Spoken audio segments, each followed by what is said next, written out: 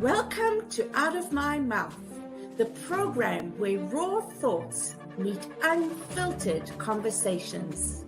Join us as we dive into the depths of human experience, where we share stories, perspectives, and insights that just might challenge the status quo.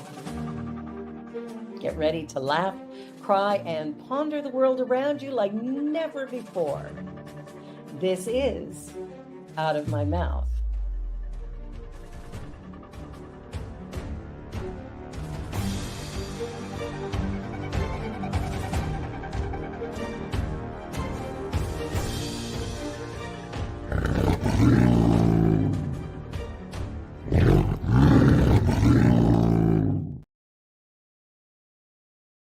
The views and opinions of our guest and hosts do not necessarily reflect those of New Thought Media Network, or any organization we may be affiliated with.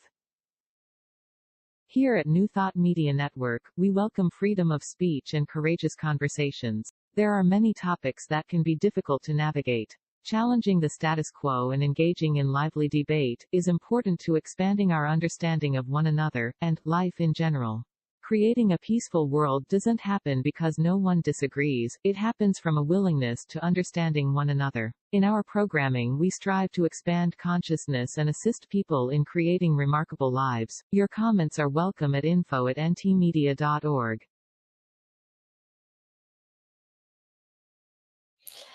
Good afternoon and welcome to show number 1, Out of My Mouth. I'm Barbara Jean. And I'm Marg, and let's see what comes out of our mouths. And Cheryl is away today, but she will be back with us next week. Well, let us begin with the land acknowledgement.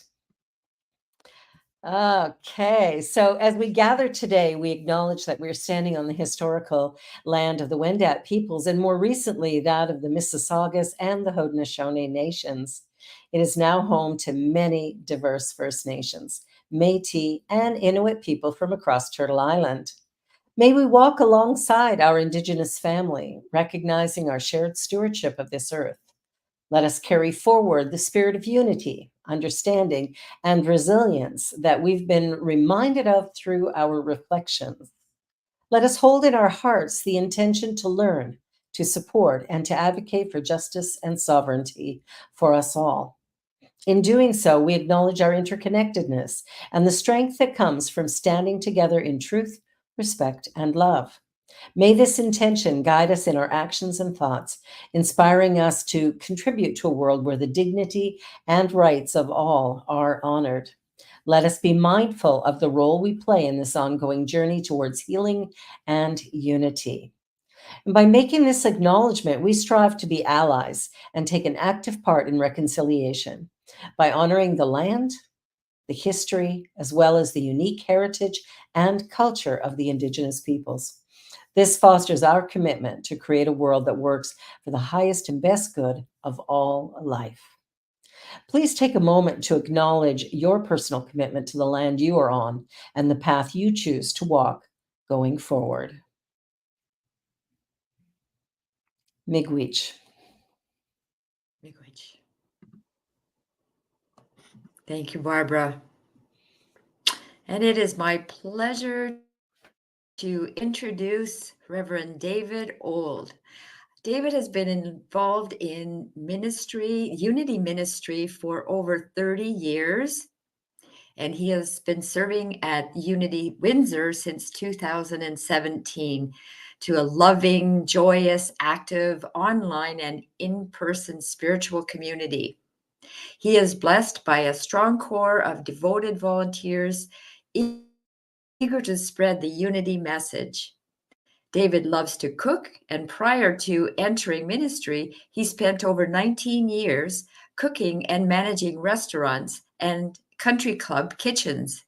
For 6 years, my goodness, he owned and operated and served as a chef at a very successful restaurant of his own. Don't you just want to sit down at David's table? For 12 years, he worked in real estate and development. David resides in St. Clair, Michigan, just 25 minutes from Windsor, with his partner Dave Height and their two dogs, Jojo and Inga.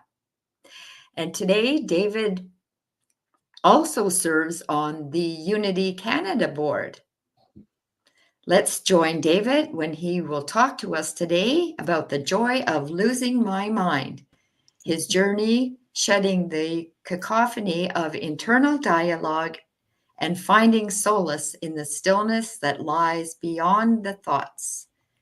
It is in the serene expanse of silence that he discovered the paradoxical truth.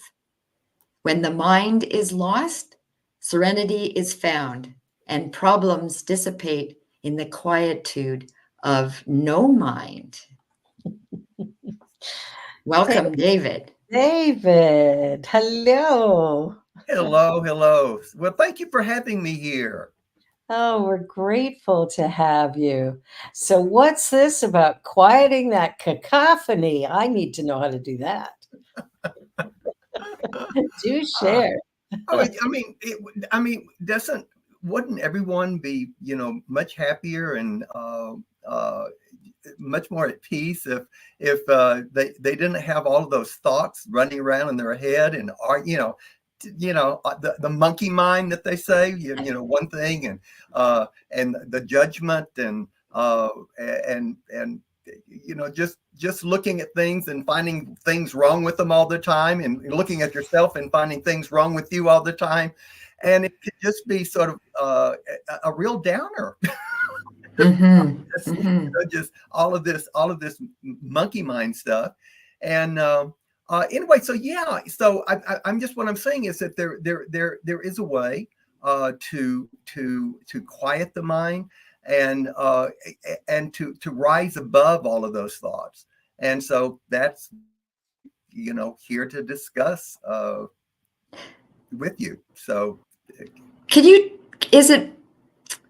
if I might ask, can you take us to a personal experience where you came to this knowledge? Is there something that resonates for you that, yeah, I know I want to quiet my mind? And well, it's the experiences of life. This is something I've worked on for a very long time, but I think where I really realized that it's possible was when I was working as a hospital chaplain, and I was working in. I volunteered for working in the emergency room, so this was my first experience with being in some truly horrific situations. Where people were dying and were maimed, and that was my first experience with being with people when they died, and so that whole experience working in the emergency room, I realized that I could tap into that my inner core. That there was within me a place of just pure peace, and no matter what was going on, I could stay there, and I could help whoever I was with, and so it was. But there's been other experiences, but I would say those experiences just made me realize that there was something within me that was like perfectly calm, and no matter what was going on. And so that's one experience in particular was a young father that had two children, and he just had got up in the morning and wanted to go out for a motorcycle ride, and he went out to a motorcycle ride and got hit by a truck, and he was essentially brain dead. And so it was, that experience of working with his family and keeping, and he was a very religious person, and he had a church that came out, just in groves, and we were managing all the people who were there to support the family and everything. And I just remembered that experience, and with so much going on, and being able to be there, be a presence of calm for everyone there. It was, that's, you know. That's an important Mm. role in moments like that. When there's a tragedy like that, it's so difficult for everyone involved to try and deal with the suddenness. Right. And so being able to help them to calm their mind a little bit, to quiet that chatter that's obviously going to be running. Is there something in particular you would do to help with that, or? I think the most you can do is to be fully present to people, and Mhm. and not have your mind, worrying and running off into what you're going to do. And if you, what I found out in the emergency room, the most important thing was to be fully present to whatever situation that you find yourself in. And when you're fully present, then you are. You're focused. You're focused on what needs to be done, and you're not worried about what happened or what's going to happen later. It's being fully present to people, and that's the importance of, to me as a minister, if I'm with someone, to be fully present with them. If I'm up there on the stage and I'm speaking to to the congregation out there, it's being, feeling the connection with, and being fully present with them in that present moment. Mhm. Yeah. So is there a particular practice that can help people in the day to day to begin to quiet that chatter, all of the judgment and criticism, and all of the stuff that's running through our mind that, we go, oh, I'm thinking this or that, but are we thinking it, or are we pulling in a memory of something somebody else told us and we're now accepting it as our thought, but in fact it may have come from someone else? Oh, of course, our thoughts constantly come from somewhere else. Our thoughts constantly, I'm really, I believe that, it's the thoughts just show up. Okay, they really do. I mean, they're out there in the ethers. I mean, they really are. Anytime you sit down especially if you watch news, I mean, it's like we're being bombarded. Every time we turn on the television or listen to a news, we're being bombarded by somebody else's thoughts. And the truth of the matter is we are not our thoughts. And we're not their thoughts either, but we take them in, we make their thoughts our thoughts. And but they're not, they're just thoughts until we grab hold of them. And then we make them our thoughts. And those thoughts, and the fact that we frequently don't even realize that we're doing this, but those thoughts are the ones that causes all of the suffering. All of these thoughts, all of these judgments, all of these opinions, our opinions about this political party or that political party. And, Well, right, you're American. Yeah, we are. We're not We really have a lot of that going on. up here. We're Canadian. We don't think about those things. No, not at all. No. Till election comes up, and then we. Yeah, we right. But the thing is, we are not our thoughts. Okay, we're not our thoughts, and it's realizing that, and being mindful of the thoughts that we're holding in our minds.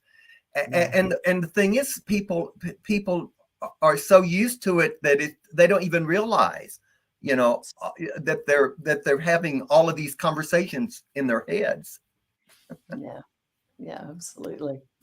I'm just thinking thoughts here about not real, but they can be our reality. We make them our reality. Yeah. Exactly. Yeah. But you have the power not to make those your reality. You have that power. Absolutely. And so you asked me, I mean, I've been meditating for, over probably 40 years. I mean, meditation has been my spiritual practice, but it's not something that I do intentionally that much anymore. But the meditation that when I started to meditate and just, sitting in the silence, and after all, that was Charles Fillmore's way. That was their spiritual practice. The Fillmores were the founders of Unity movement, and so they would spend time every evening just in the silence, and being aware of the thoughts, but not taking hold of them, and just sitting there in the silence. And you, by sitting in the silence, I mean, you start realizing how many thoughts are constantly coming into your mind. If you're making yourself aware of all of that inner thinking, and all of those inner thoughts, and all of those judgments, and the other things, and all the worries, the worries about what's happening in the future, and the annoyance of what happened earlier in the day. And you become, in the silence, you become very aware of all of these. And the thing is, you do not have to, you just acknowledge the thought, but let it go. You do not need to grab hold of a thought and let it drag you into a story. And it will. A thought, if you can grab a hold of it, and it'll drag you into something that happened in the past, or it'll drag you into the fear of what possibly could go on in the future. So you have that power, and people just don't realize it. And so the use of meditation is one way of developing and understanding the power that you have over thought. You don't have the power to keep those thoughts from coming in many ways. And like I said, you're constantly being bombarded by thoughts of other people. I mean, you can't get in a conversation and not be bombarded by other people's thoughts, and other people's opinions, and other people's judgments. And it's even worse when you get into a talk show or something like that on television or the news. Anyway, you learn through meditation. You learn what's going on in your mind, and you also learn that you do not have to encourage those thoughts. You don't have to grab hold of those thoughts, and that there is actually with a very quiet, still center, and that quiet, still center is what I call spirit. It's what I call pure awareness. It's awareness without thought. It's awareness that is and consciousness. But awareness is without thought. That's the way I look at the difference between awareness and consciousness. Consciousness has the thoughts, but consciousness is not the thoughts. And awareness is without thought. And so there's that center within us that you can learn to tap into, that awareness, that pure awareness, or the gap between thoughts. There's a gap. There's a thought and then there's another thought. They don't overlap. They may appear connected, but there's a gap between those thoughts. And so that gap is where the practice is practice being in that gap. And that gap, the more you practice it, the wider that gap gets. And the wider that gap gets, the calmer and more centered you are. The calmer your life is, the more centered you are. And the more present you are. And which to me is, if we're fully present, fully present, and that in itself is a practice, okay? Being mindful, by being fully present and mindful of whatever it is that you're doing, and fully focused on that. That's training your mind as well. So our mind are a tool that have sort of run amok because we've let them run amok. And the thing is, our mind is a tool, and through the proper training, you can train it to be really pretty still. Yeah. And it's a wonderful place to be. Let me ask you about your journey. I think through your spiritual journey, I think you can have a spiritual journey without being involved with a spiritual center and whatever. But if we go back to, I was reading about you being a chef and in real estate, Mhm. And I think there was something else. How did you come into ministry? And can you connect it to what you're talking about, what you've learned and Well, how you to become sure. still? Uh, so I grew up in a Pentecostal church, and my mother took me to church, and my two brothers took us to church every Sunday. My grandmother, my father's mother, was very religious, and so she came with us. So I grew up in a church. And so I loved Sunday school when I was a little kid. I enjoyed my church, and I was a youth leader. So I had a very much a spiritual background, a religious background. Um, learned to pray and all of that. But I did eventually come to a point by the time I was in high school that what I was being taught, essentially the dogma of like our way is the only way. I reached a point where it just didn't make sense to me anymore by the time I was a senior in high school. And I mean, I was taught that, this is the way. And if you don't believe this, then you're going to hell. So if you're a Buddhist, you're going to hell. If you're Hindu, you're going to hell. If you're Muslim, you're going to hell because you don't believe, the way you're supposed to believe. And I eventually reached a point where that just did not make sense. And one of the biggest things that caused me to change my mind was moving to Hawaii. Where I grew up in a segregated town. And so it was, I went to a all white school, blacks went to their schools. They even had their own, in my time, it was before, segregation. And we had downtown, you had black water fountains and you had black, or restrooms for colors. And so that's the town that I grew up in as a little boy. When I went to Hawaii, I was the minority. And so that was a real head turner there. And so I went to high school in Hawaii, and with a whole lot of Buddhists and and Japanese and Chinese and Hawaiians, and I was the minority. And it really just put a whole different spin on the way I looked at things. That's really where I started. I was really enjoying my Buddhist friends, and it just wasn't gelling with me that they were going to go to hell just because they were Buddhist. Yeah, it doesn't make much sense, does it? No, it doesn't. Yeah, I had a spiritual epiphany at 27 in a Nazarene church, and it was the same story. I was there for about a year and a half because I'd had this beautiful awakening, this experience of God as love.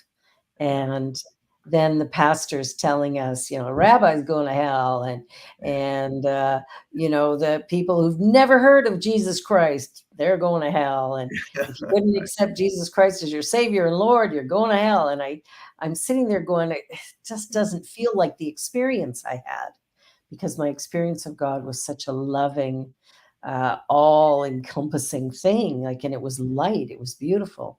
So that didn't make sense. So I only stayed there about a year and a half before I left, because I needed to find a place that actually was accepting of all people. So the thing is that, see, you weren't letting other people's thoughts, stay in your mind. Other people's thoughts were coming in there. They were really, let's face it, we're programmed from the moment we're born by our upbringing, by our how our parents teach us, how our siblings interact with us, how our schools teach us, what our church background is, whatever, our churches are programming us, our culture is programming us, our government is programming us. I mean, we're taking in all of these thoughts that are not ours. And we're actually just programming our mind to adjust to how those thoughts are being put together and everything. And at a point, like you said, you wake up, you wake up and realize that these thoughts are just thoughts. And what you eventually learn is thoughts have as much truth in them as you wish to believe. Mm-hmm. Well, that's the key, right? If I believe in them, they get to be mine. That's If right. I go, whatever, then they can belong to somebody else. But Right. yeah, I was raised in a home without religion. And so I feel kind of blessed by that, actually. I didn't have as much to forget. But being raised in a Canadian home, I mean, Canadians, there is that, religious thing that we all come to know, whether we're in church or not. You're still hearing it. You're still part of the consciousness of the country, which a lot of people were going to church. Families would go to church. And yeah, it was like, that was what happened Sunday morning. Yeah. Got get a blessing. Well, another key part for me also was, your society, it has its thoughts about how you should be. And so I grew up at a very early age feeling that I didn't know exactly what to call it at the time, but I felt like I was gay. And it was something that, was totally unacceptable. I mean, at that time, it was unacceptable for society in general, for most people. And especially in a Pentecostal church, it was just, you're dealing with the devil here. And so I came out after I graduated from high school. I mean, by the time I graduated from high school, I knew I was a gay person. And right. And there's nothing wrong with that. And that's one of the challenges I had with religion, traditional religion, was deciding who was good and who was bad. Right. I don't think God does that. I'm pretty sure God. I don't either. No, I don't either. Because God is energy. It's intelligence. It's energy. It doesn't judge or decide, it simply is and operates through each and every one of us, which is got to be careful what you're thinking about, because what you think about, you bring about. Yeah. Well, we're going to go to a quick little commercial break. You're watching Out of My Mouth, our first new show here with this new branding. And we're so delighted for anybody who's watching today. Grateful that you're here. And we'll be back in just a minute with just a little bit more about losing my mind. You're watching the New Thought Media Network. Be right back. Please help us say thank you to our organizational sponsors, including the Hepperlin Foundation, Affiliated New Thought Network, International New Thought Alliance, Science of Mind Archives and Library Foundation, Center for Spiritual Living Denver, Center for Spiritual Living Midtown, New Thought Philadelphia, Planned Happiness Institute, Summit Center for Spiritual Living, One Heart Retreats, Center for Spiritual Living on the Lake, Unity Spiritual Center Kitchener, Om Center for Spiritual Living La Mesa, Satya Center, Center for Spiritual Living North Jersey, Unity of Savannah, and Center for Spiritual Living Seattle, as well as all of our individual donors. Thank you for making New Thought Media Network a place to be. Please come be you. And remember, like, share, and subscribe. New Thought Media Network, positively inspiring.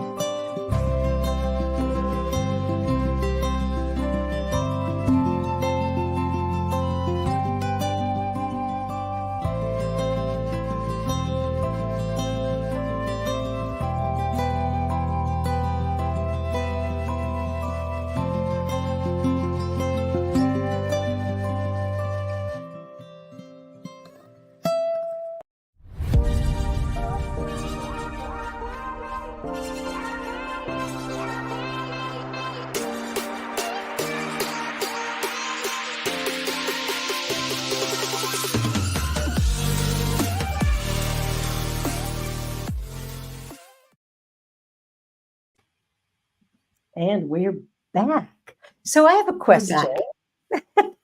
So, David, what Yeah. about people who go, I can't meditate?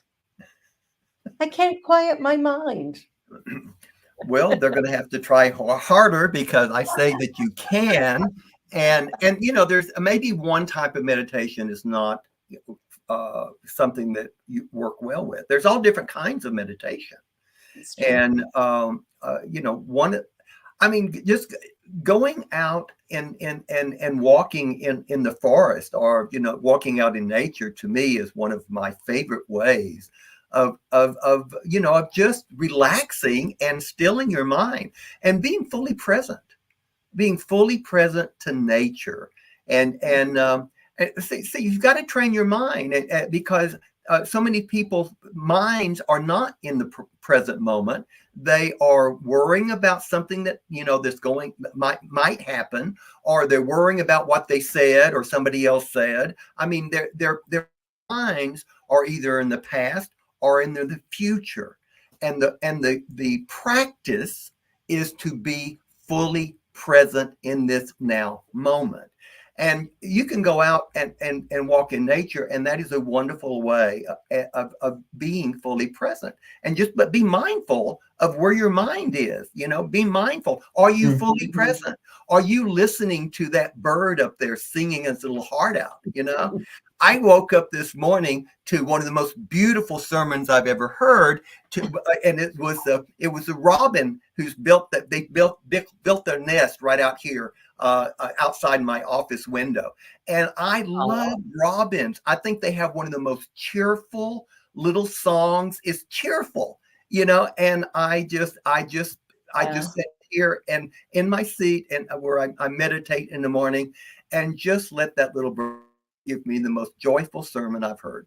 I love that. Awesome. But so there's different ways, you know,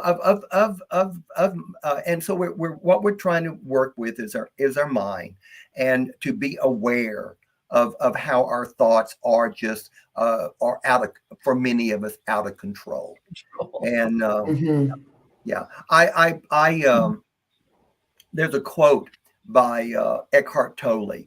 He says, if you make friends with the present moment and always say yes to whatever is, life becomes friendly towards you. Life always shows you the face that you show it. It's always a mirror. And I love that quote by Tolle. You know, if you're friendly with life, say yes. Don't argue with life. You know, that's where the suffering comes in, when something happens and we just allow ourselves to go to pieces. I mean, what is, you know, a problem. There's no problems. There's situations, there's experiences. If it's a problem, we make it the problem. And Yes, so, you know, and so, I mean, all of the spiritual teachers that I've read and I've listened to, they all have the same thing to say, you know, accept what is, and don't fight it, because it's a losing battle. And so make life, you know, be friendly with life. Yeah. I love that. I have to shout about it sometimes though first. Before I get into the, okay, this is what is and what can I do moving forward. But first of all, I have to maybe shout and scream about it. I have, Can it? yes, and I there are times when fuck is appropriate. You know? Yeah, absolutely. I love you, David.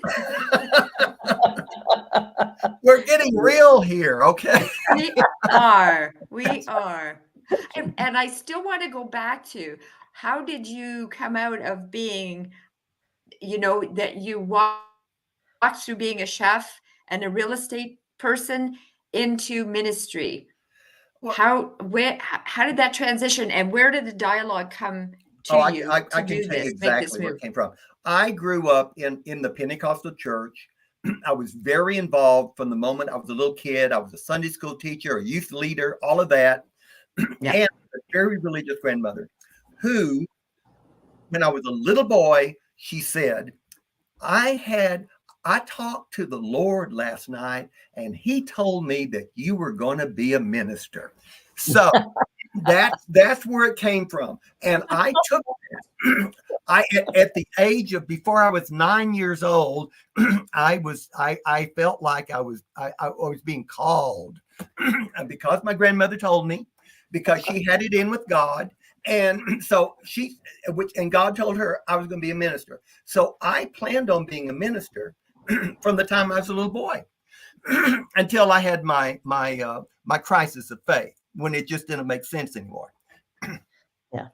But it never left me, because I just because my religion wasn't fitting with me, I still felt very spiritual. I felt a strong sense and connection to the divine. I did not the concept of the divine that I had been fed, but I still had a connection and felt that connection. So I brought that with me. I when I left church, I didn't set foot in a church. When I left church during my senior year, when I graduated, that was it. I didn't set foot in a church for 15 years, but I was still, except for maybe a wedding or a funeral, and that's it. But I never went church shopping or anything. But I read prolifically, and I mean, I was reading Ram Dass, I was reading Alan Watts, Evelyn Underhill, who did all of the works on the mystics and everything. Found mysticism absolutely, just fascinating. So I read all the lives of the mystics and everything. So I was really, I studied Buddhism. I studied Hinduism, Taoism, and I just soaked it up. And I saw that there was so much more to spirituality than the dogma and that I was being taught. I love Christianity. I mean, I really do. I love the teachings of Jesus. I love the teachings of Jesus more than the teachings about Jesus, and I absolutely loved unity when I discovered unity, because for unity, Jesus is not the great exception. Jesus is the great example.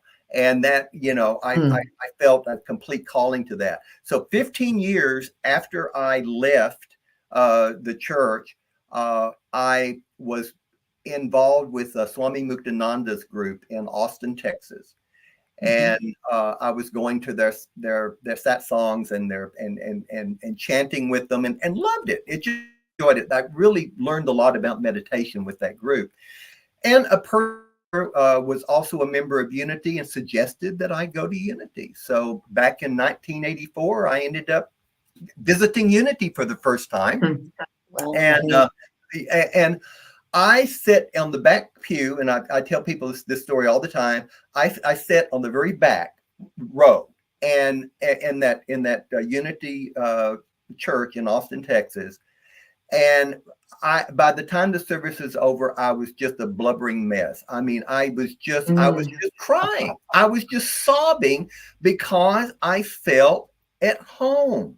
I felt completely, totally accepted for the gay man that I was. I felt accepted. I felt loved. And so all of a sudden, this feelings of ministry came back. You found a place where you were okay. I found a place where I was okay. Right. So, and also, I mean, so I honestly think I've had a fascinating life. I mean, and I've loved my life. I've had so many chapters of my life, and in Unity, I met a woman. Her name was Pamela. She eventually would change her name to Jennifer, but I met her, and I wanted children, and she wanted children, and we really hit it off, and we ended up getting married.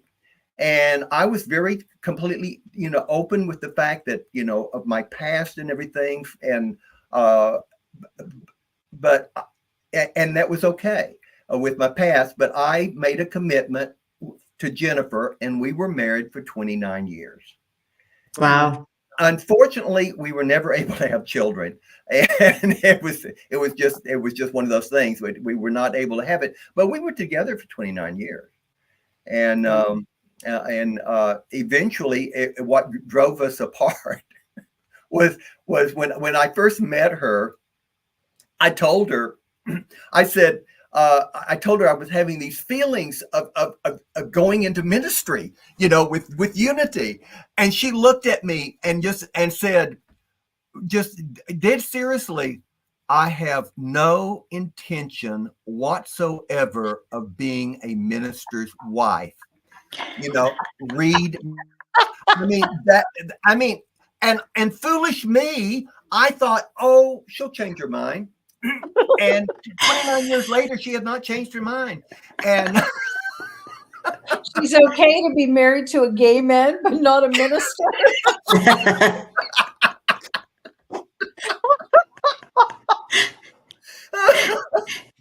And Dave, how does Dave like being a minister's wife? Husband. he really doesn't like it that much at all, if you want to be serious. Oh my goodness. Oh my goodness. Oh, dear. But We're an interesting bunch, people. Yeah. So anyway, eventually that is what caused us to break up, because I felt called to go into ministry. So in 2008, I got accepted into the ministerial school, and I left Jennifer. I left her the house, said, I'm going to do this, and I would go back and visit and all that, but I did it because I felt called to do it. And that did not work well for her at all. No, it did not. Yeah. So we eventually, and then what happened is, so I was in ministerial school for just 2 years, and she ended up having to have a back operation. She had one before, and she had scoliosis as a child, so she was having constant back problems. And then she was in a car accident, and by the way, my wife was the first woman cadet police officer to graduate from the police academy in Austin, Texas. The very first woman. So Wow. A police officer, and she had left that job when I married her, but she had been in that position. Anyway, I think I lost my train of thought. That's okay, David. I'm a person who learns by example, and as you're talking, and you were talking about, your thoughts and where your thoughts can take you. And I also said about, thoughts can become reality or not, right? Yeah, right. And you did not allow your thoughts to keep you stuck. You had your thoughts expand to go into ministry, even though your wife at the time said, no, I'm not going to, that's not life for me. Yeah. Your thoughts could have said, well, no, I won't follow my dream then. Yeah. Right. So your thoughts took you into action. My thoughts is what I'm seeing. Okay, so my thoughts did take me into action, and then I left ministerial school to go back to be with her when she was having that operation, and then she ended up having another operation, and I really was seriously doubting. So I decided, well, I will go through the licensed Unity teacher program instead of because I was actually going to Unity Village, and they had, at that time, they had an in-person, on campus ministerial school. So I was in school with other ministers, but that was away from home. So I began to think that I would just go in the licensed Unity teacher and not, leave her by herself. And and then once I made that decision, she made the decision that we were getting the divorce. So wow. So it was, she decided that was the best thing for her. And I have to say this story because it really is, to me, we divorced very amicably. We understood that our lives had reached a point where that they were no longer necessary to go in the same track. Mhm. So after we divorced, she had been married before. She had a high school sweetheart, and they had dated all through school. And she and him got married as soon as she graduated, and they only stayed married, like he ended up in the army, and they ended up divorcing after 3 years. I knew that she had never quit loving that guy. And so she ended up meeting him again after we got a divorce, and they got married. Wow. So, and when I met Michael, that was his name. When I met Michael, I mean, I heard all about Michael. But when I met Michael, it was like I'd known this guy my entire life. We hit it off. Wow. And so he would introduce me as his husband-in-law.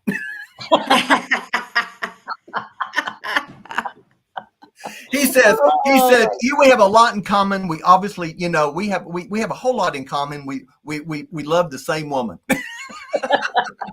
That's hilarious. It is, yeah. Wow. And when did you meet Dave? I met Dave. I actually met him online. And when I had to do 2 church internships when I was in ministerial school. So after we got a divorce, I went back to ministerial school in 2013 and ended up graduating in 2016. And so before I got my Master of Divinity, I had to do 2 church internships. So I did one in San Francisco, which was a wonderful place to do it as a gay man.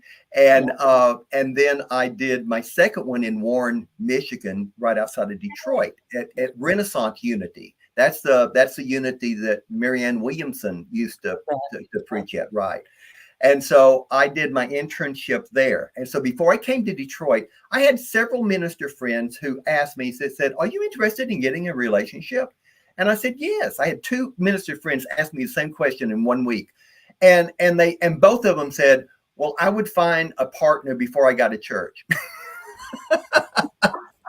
and I took their advice because, once you're in a church, you sign an ethics agreement that you do not date anybody in your church. And I totally understand that.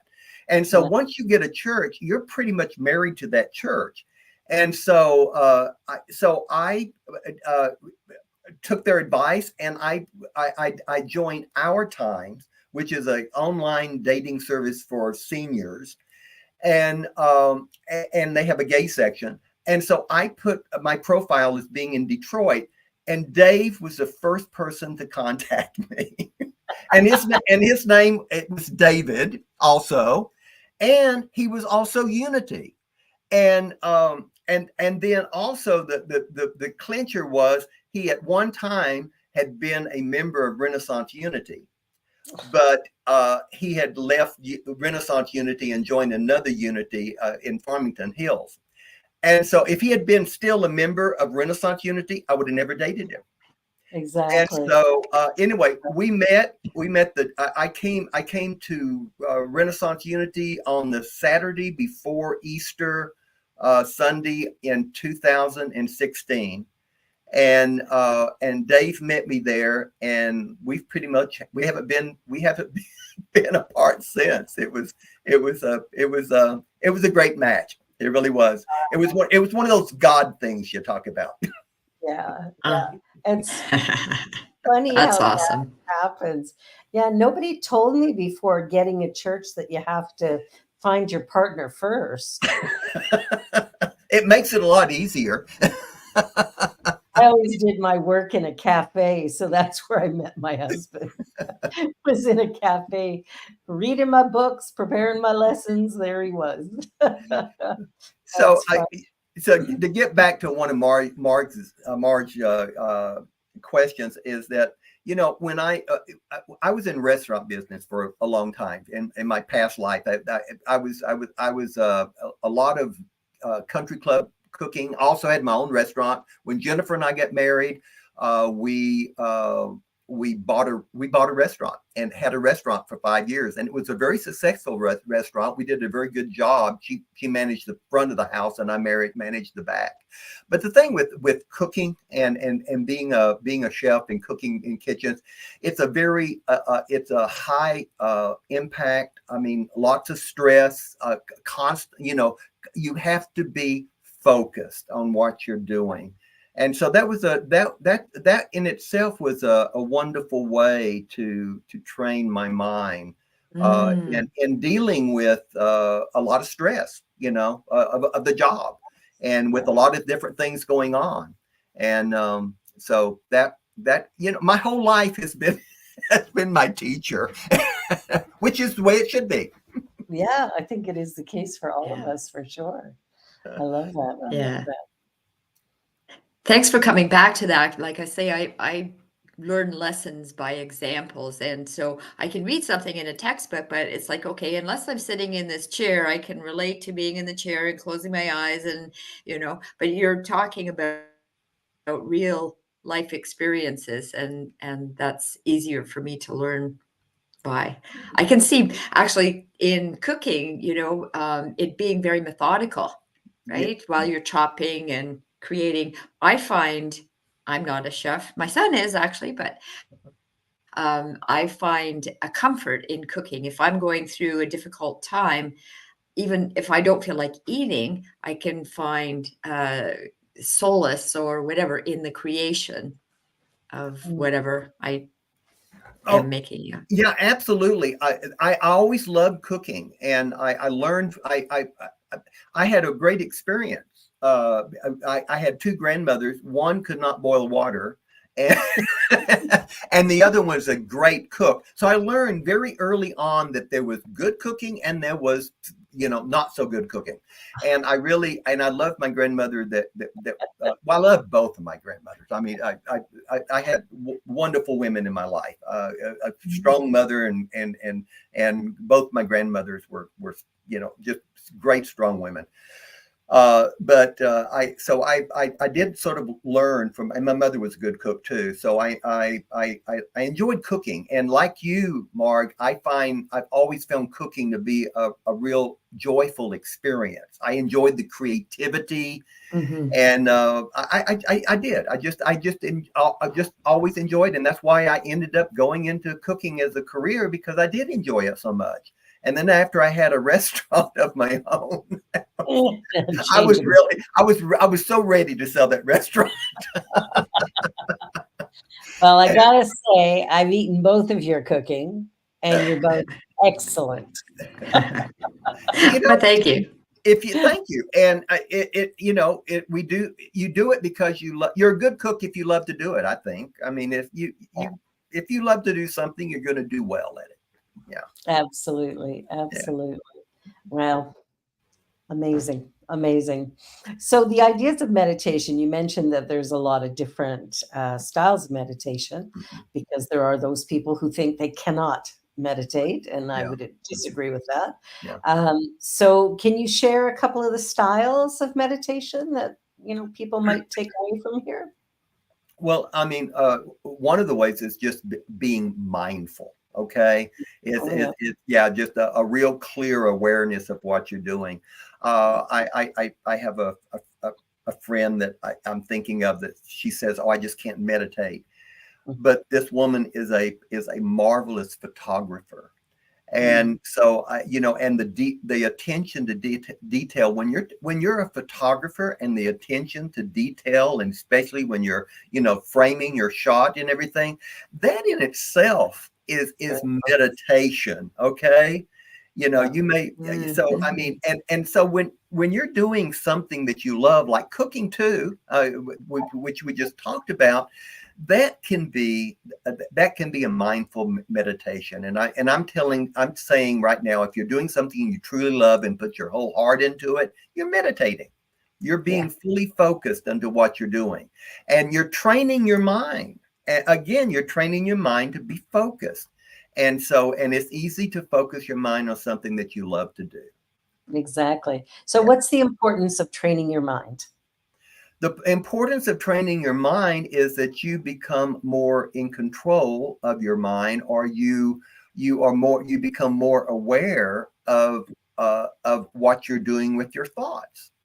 You're becoming more aware of what of your feelings, your moods. You're being mindful of where you are, you know, in your mental space, where you are in the, you know,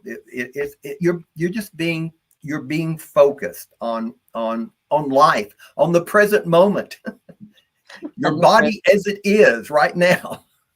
Exactly. Well, we're down to our last 4 minutes, if you can believe it. That's how fast it goes. Well, this has gone by fast. That's been fun. It has. So what's one final thought that you would like when it comes to the idea of, you know, losing your mind as a positive? What is one thing you think everybody should consider taking away from this? Okay, I'm gonna come up with one of. I read this. Anthony de Mello is a Jesuit Indian priest that I got involved. I've read several of his books a long time ago, and I just recently took them off my bookshelf and read them again. And he gave one of the best examples of enlightenment I've heard. And he says enlightenment is absolute cooperation with the inevitable. I love that. Okay. It's absolute, cooperation with the inevitable. That was his definition of enlightenment. So I leave that with you. I think that if you can really get into that, you've got it made.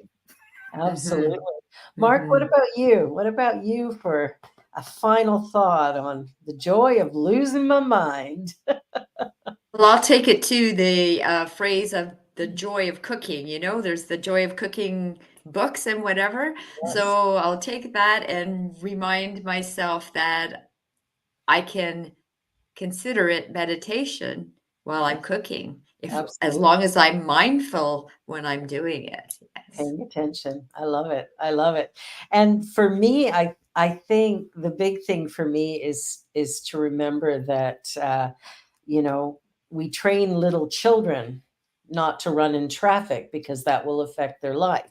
Yeah. So we remind them and we remind them and we remind them. And so we do meditation because our thoughts create our lives. And if they're running rampant in the wrong direction, we could get hit by a truck. So we want to make sure that we're paying attention. David, thank you so much for being here. You are truly a gift and a blessing. Our beautiful Cheryl is not with us today because she had an appointment she had to be at, but she will be back next week. So be sure you're here. And Marg, you're a joy as always, my sister. And so Thank you. And Deja and Maple in the background producing all this. We are eternally grateful to you as well. So have a great week, everyone. And this is the first episode of Out of My Mouth, because you never know what's coming out of there. If you're watching New Thought Media Network, do come again. Bye for now. Thank you for having me. I enjoyed it. Thank you so much. See you in the background. Bye. Bye.